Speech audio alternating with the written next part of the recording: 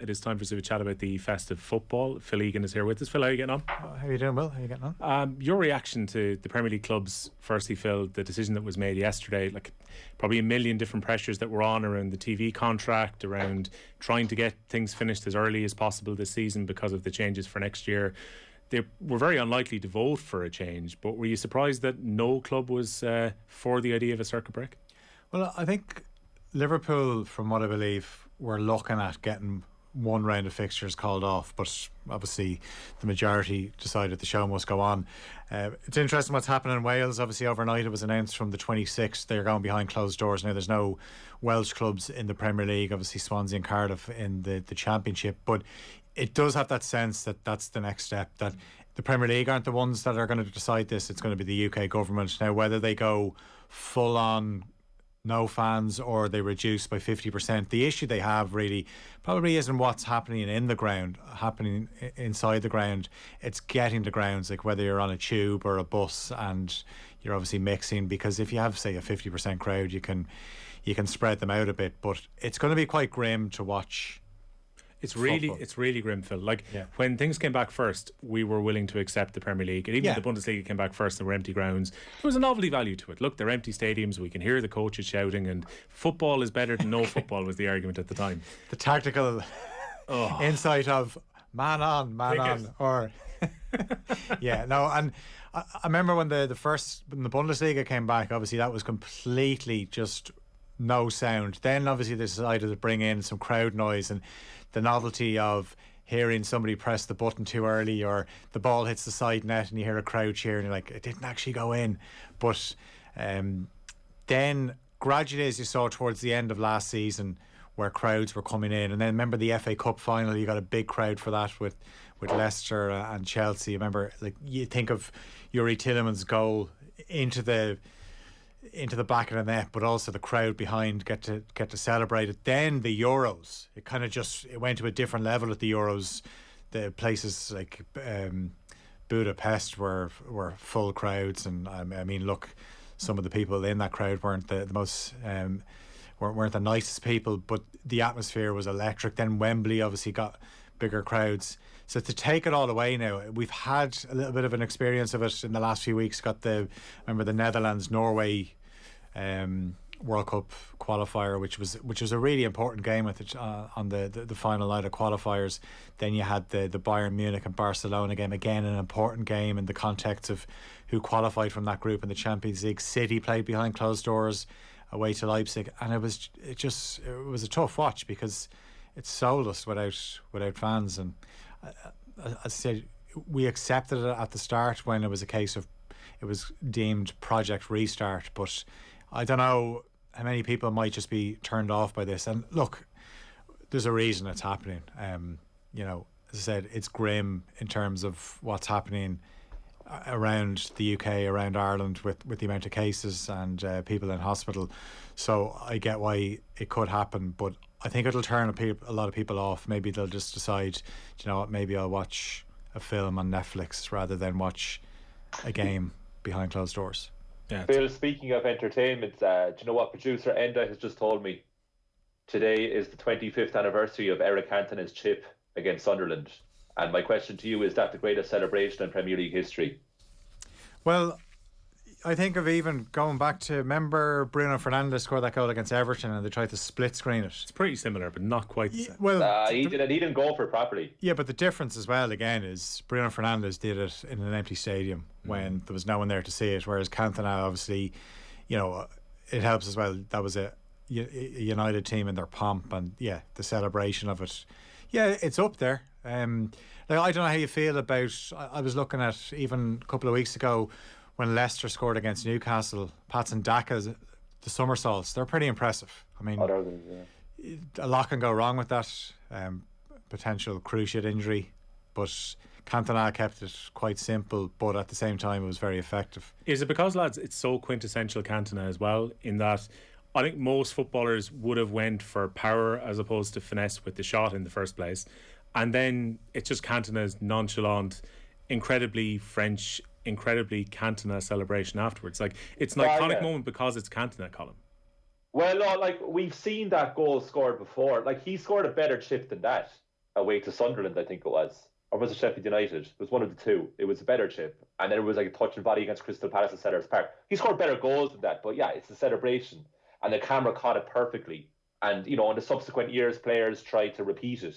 And now Cantona, to a certain extent, has cashed in on that persona that he built back in the 90s. But it was amazing at the time. Like, you have the subtlety and nonchalance of Cantona, and then you have the in-your-face celebration of, do you remember Shefki Kuchi? Oh, Remember, yes. he used to just jump and just land on his chest with gay abandon. No problem to it at all. The late Jimmy McGee, remember when Sheffield Cucci scored a goal? He gave it the old Cucci coo. See, Jimmy always knew the right moment. That. Where Jimmy knew just to keep quiet during the Maradona goal. Just a few words were enough to actually enhance the experience around that. But yeah, I think it is one of the great celebrations. I think it's one of the great Premier League goals as well. It's the reason Oisin McConville, when he played for Armagh, whenever they had collars on their shirts and same across McLean, he wore it up because of Eric Cantona. We did a couple of years before Oisin broke through into the first team. Put the collar up, show that bit of personality when you're playing. It's something we kind of missed to a certain extent, Colin. It's not like that kind of personality that Cantona had is one of the reasons that he goes beyond a cult hero because he's one of the best players in Premier League history, but he's remembered so fondly because he was such an icon of the Premier League at a time when I think a lot of people were probably getting into football post Euro 96 especially.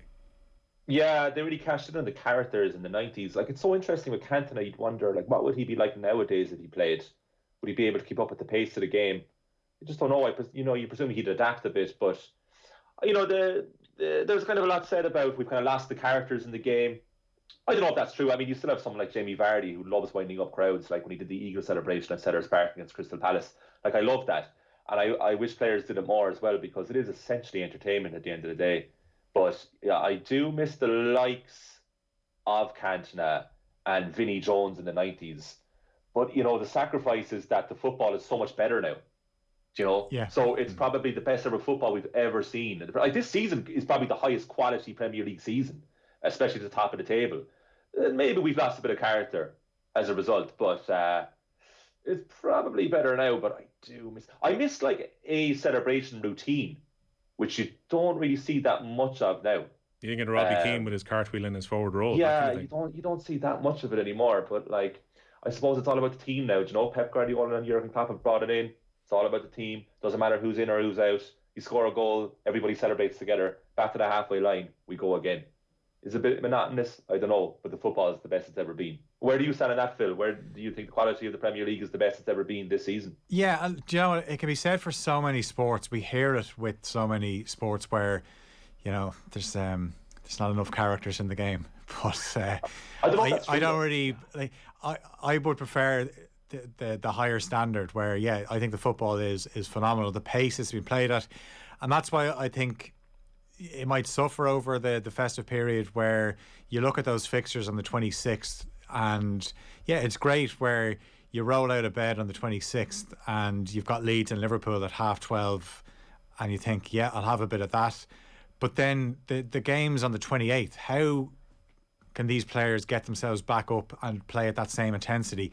It's just not possible. It was years ago, but the game is just played at a ferocious pace now, and that means that players are going to suffer injuries. So the team selections you're going to see in the 26th and 28th are probably going to be very different, provided it all goes ahead. But I said, kind of watch that space in terms of what they do with the crowds, whether they're going to be there.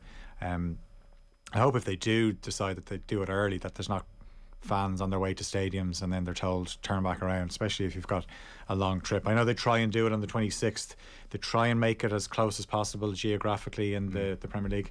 Yeah, but even if you're, say, a fan of Watford who's made the trip up to the West Midlands for the game against Wolves, and you find out an hour before kickoff that the game's been called off the day after Christmas when you've got in your car and made that trip, it'd be an awful pain if the game was called off at that stage. The fixture's on St Stephen's Day. We'll have live commentary and off the ball of Man City against Leicester, but you've got Liverpool against Leeds 12:30. Same time is Wolves and Watford. Burnley versus Everton at 3. You've got Man City, Leicester, Norwich against Arsenal, Spurs and Crystal Palace, London derby. You've got West Ham against Southampton. Aston Villa versus Chelsea is the tea time game at 5:30, and the game you won't be able to watch in the pub because they'll be closed at 8 p.m. is Brighton against Brentford, and maybe not the most attractive fixture of the weekend anyway. But Phil, Chelsea, they've gone off the boil a little bit, haven't they? Like, this is now just 3 wins in their last 8 in the Premier League. They're 6 behind City. The wheels come off a little bit in the last month for Thomas Tuchel's side. Yeah, and look, I've never really seen Chelsea as title contenders this season. I know what he did with them last season was brilliant and set them up so hard to beat, and they won the Champions League. But I've always just wondered what their plan is in attack. Now they've got so many talented players that they can score goals, and obviously the wing backs have been chipping in with goals. Chilwell's gone at the moment. We know Alonso can still do it. Reece James is a phenomenal wing back. But just even watching them the other day, see, they've no Timo Werner, they've no Lukaku, and they just found it very hard to break Wolves down. They created one really good chance where Pulisic was denied by Sa, and the rest, even going back to the West Ham game, their first goal is a set piece. The second goal, because they have that quality, Mason Mount scored a brilliant volley where, Ziyech just pings a ball across and Mount volleys it home. But I just feel that Tuchel, as good a manager as he is, I just don't think he's in the same league as the likes of Klopp and Guardiola. And how can he get that unit to be cohesive, that attacking unit? Because they have been so good defensively, they obviously don't lose many games, but now they're starting to concede goals. I know there's been a lot of credit given to Edouard Mendy. I think a decent keeper, but I still have question marks about him, especially just his decision making. I think he's an excellent shot stopper, but I worry about him when he comes off his line. I worry about him when he has the ball at his feet. I don't know if he's going to be around in January, because obviously we don't know about the AFCON. We would imagine it's going to be called off, but we still haven't heard anything yet. Maybe they know, but they're trying to keep it as close to their chest as possible. And the organisers are pretty insistent that it is going to go ahead. It could be a game changer for some of the clubs, though, Phil. It's a complete game changer. Like Liverpool particularly, because on the face of it looked really messy for them, because there's South American qualifiers too. It looked like they were going to lose their Brazilian players for a few weeks and their African players would be away. If Sadio Mane and Mo Salah aren't travelling for international fixtures and the African Cup of Nations is lost, it changes Liverpool's outlook for January entirely. Oh, absolutely. I think it's personally, I would have picked City as title favourites at the start of the season. I know we did our predictions. I would have gone for City. I have them here, Phil. Yeah, I went City 1, I went Liverpool 2, Chelsea 3 and United 4. Is you remember that right, Colin, if you have it in front of you? I mean, that's impressive. Like, Phil, do you have that open ahead of you? Because that's this is written in August, but you're spot on. And would you stick with that? I would stick with it, because obviously City are just starting to find their groove now. De Bruyne is back. If it goes behind closed doors, City, I think, are the best team to play football without fans. They can control games. They are very good, even with hostile atmospheres away from home, of taking the sting out of a crowd, because they just keep the ball, and that's how they win games. They don't even need a number 9, a so-called number 9. So I think that was a pivotal day on Sunday. I did fear for Liverpool when I saw their midfield 3 just exactly. It reminded me a lot of last season, where obviously Van Dijk wasn't playing now. Konate and Matip I thought were very good, but Spurs were able to bypass Liverpool's midfield and they found space, and that kind of just reminded me of last season, where Liverpool at the time were playing their best midfielders in central defence, and then they just weren't able to get the numbers in midfield to plug gaps, and teams were able to get at them. I think if Liverpool don't lose Mane and Salah to the AFCON in January, they have a chance, but I do expect them to finish strongly. The way I kind of feel is I think City are going to win the league, but I think Liverpool have a really good chance of winning the Champions League, because they will still be able to get themselves up for those big games on in European competition. They fancy their chances of beating Inter Milan. They would fancy their chances of beating Manchester City over 2 legs in a European knockout competition, especially if there is crowds at Anfield and at the Etihad. And we know what City are like in the Champions League. They just can't get the job done. They're very close to it. But I think hopefully Liverpool and Chelsea can stay in touch with City over the next few weeks, just to make it interesting in the second half of the season. But I do start to see Chelsea tail off. Colin Buick, who was on your top 4 then when you were making these predictions? I know I was on holidays the week of this, so I can't be exposed. Yeah, I can't find your name, Will. It's absent. I see, Will, I had a quiz for you. It was called How Well Do You Know Phil Egan? Right. And the first question was, who did Phil choose as his relegated 3. Ooh. Will. Who Let's do you see. think? Look into Phil Eyes there now and see what he would say. Now remember, Go on, Phil. Do you have Norwich? I got the 3 last season. You did. I You picked got. Sheffield You United. did? You had them in the right order So as you well, said- as I recall. Yeah. No, I did pick Norwich. Yeah. Okay. Norwich is 1. Yeah. Who are the other 2? Let's see. Think Burnley. about this now. I picked Burnley. Oh yeah, very good. That was the left wing choice, I would say. And who's the right wing choice? And then the third one. See, I'm thrown now by the table, thinking about who's currently down there. It was the same club he chose the first manager to go. Oh. Who would Phil Egan choose? Watford. Yeah. Very good. You know So- Phil Egan well. I You think see, you gave it away because like everyone had to guess that Watford were going to dispense their manager before anyone else. No, they didn't. There was Really? only 2 or 3 people who guessed that. Yeah, I went Sean Dyche. I went way out there because I thought he was going to go. I was convinced. Is that because of contract issues last year, Colin? Yeah, I was convinced. That I still had them to go down, and they might go down. But I really thought he'd go first. I thought Steve Bruce is too obvious, which was correct in saying that. But like Xisco Muniz, like you forget he was ever manager of Watford at all. Watford is such an insane club. I'd hate to do one of those Sporkle quizzes, Colin, where someone has like the Watford managers of the last 10 years and try and get every single Oh one. Jesus, yeah. Okay, so what was your question to me? Was it top 4 relegation? Yeah, who did you for pick me? for your top 4? So I went, I went first City. I went runners up Chelsea. Don't know about that now.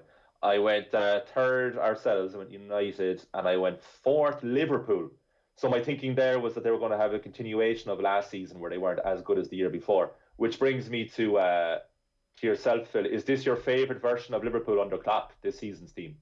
Yeah, and I was in here last week and I was talking about how they can't cope without Salah, and that was probably a disservice to Mane because people are looking at his scoring stats at the moment and he's not scoring, but I thought he was really good against Tottenham the other day, and him and Robertson work so well down the left hand side.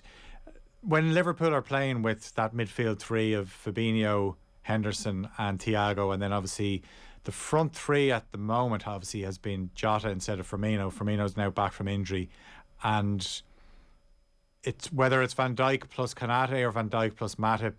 Yeah, I absolutely, I think if Liverpool were able to keep that 11 fit, they'd push City all the way. But we saw what happened the other day, and this is what could happen with COVID. Now, Liverpool were missing players the other day. Maybe those players come back, and then City suffer the same problem where they're missing a few players. But City's squad, I think, has always been better. I think Liverpool's depth, a lot of people thought they don't have it, but it's probably a lot better than people give it credit for. But I have definitely been impressed with Konate. People were critical of him for the Harry Kane goal the other day, but there was a few things that happened beforehand. I thought maybe if Robertson had stepped, Harry Kane's offside, but I think Konate has settled in very well. Like for a guy that is adapting to a new league, and I think it said it all about him the day Klopp put him in at Old Trafford. Said, I was thinking that. You're ready. Yeah, and you think back to even when there was the little scuffle with the players and he just ragdolled a few of the United players. His strength is unbelievable. Even watching him in that game at the San Siro, where his strength is unbelievable, his recovery pace. But actually what's very underrated is because maybe he doesn't look as fluid on the ball as somebody like Van Dijk, but his distribution's actually very good. Yeah, and he always looks forward. It also gives that depth that just wasn't there last year when whether it was going to be Kabak or whoever else was coming in. Liverpool now look, they're going to be without Van Dijk for a few more days as he recovers from COVID-19. Then he'll come directly back into the team. But with the injury profile of some of those defenders as well, Phil, finally they've got a little bit of cover. I was surprised to see Joel Matip might be going to the African Cup of Nations if it takes place in Cameroon. No. I don't think it's going to happen. No, Klopp was asked about it last week and he said it's not happening. Like, it was a nice one. See, the thing is, if you put Liverpool into a story, people will be interested. Same with Manchester United. It gets the reader's attention. So, he's not coming back. I actually, watching that game the other day, I was cursing Joel Matip for passing. When he went on the run, I thought, have a shot. I know it's his left foot, but you're up there. Why not have a shot? He passed it off them. That's what you miss from old football. That's a great example, right? That would be a shot back in the day where there's not enough tactical instruction from the manager. So it was like, just go, just hit it, son. Just have a go. But nowadays, it's, statistically, that's poor and Matip. So he has to pass the ball. He has to keep possession. There's an encapsulation of the difference in football in 20 years. There you go. Football's too conservative. They care about XG and they care about all the stats that go after the game. Phil, we've got Arsenal action tonight. League Cup, they're up against Sunderland. They'll be expected to come through in this one. Arsenal are in decent form. Look, At this stage, I'm not sure how missed Aubameyang will be from the team anyway. But with the way that Odegaard has been playing, Maitland-Niles and a few of the other young players in recent weeks, they've just seemed to have stumbled upon a system and a reasonable amount of form, with the exception of that game at Anfield, obviously, aside. Yeah, they've been disappointing though away from home. They've a really good home record, Arsenal, and you'll expect them to win tonight. He'll obviously make changes, but if he brings in players like Nketiah, Smith Rowe hasn't been starting. He did try and fit Smith Rowe and Martinelli or Odegaard into the same 11, but he's now gone with Odegaard. But Smith Rowe comes in and he scores goals. I think he's a cracking player. One problem really for me is the midfield. It's still like Thomas Partey's been desperate for them. Like he rated his time as a 4 out of 10 since he moved, and that was probably being generous. Now he can get better. Xhaka, saw again the other day, he had his little moment where he could have seen red, but he got away with it. But if you want to build, Granit Xhaka's not the answer. They're you can see with Arsenal, they're quite well coached, but as soon as you really get stuck into them, you look at the game at Old Trafford, you look at the game at Goodison Park, obviously the game at Anfield, I still would worry about them away from home. And I think that's what really disappointed a lot of Leeds fans, that they had Elland Road absolutely bouncing the other night and they didn't lay a glove on Arsenal. Arsenal actually have Manchester City on the 1st of January at the Emirates. It's an early game. That's a fixture that hasn't been kind to Arsenal recently, to say the least, yeah. But that would be an interesting one to see how they get on that one. Obviously Arteta going up against Pep Guardiola, he got one over him in the FA Cup there a couple of seasons ago, a game that was behind closed doors. But look, they're moving in the right direction. I still think United are going to come in and get that top 4 spot when they actually start playing again. There you go, guaranteed. Phil Egan says Arsenal won't be in the top 4. That's our takeaways. We reached the halfway point of the season. Thanks to Phil and also to Colin on the show this morning. Here's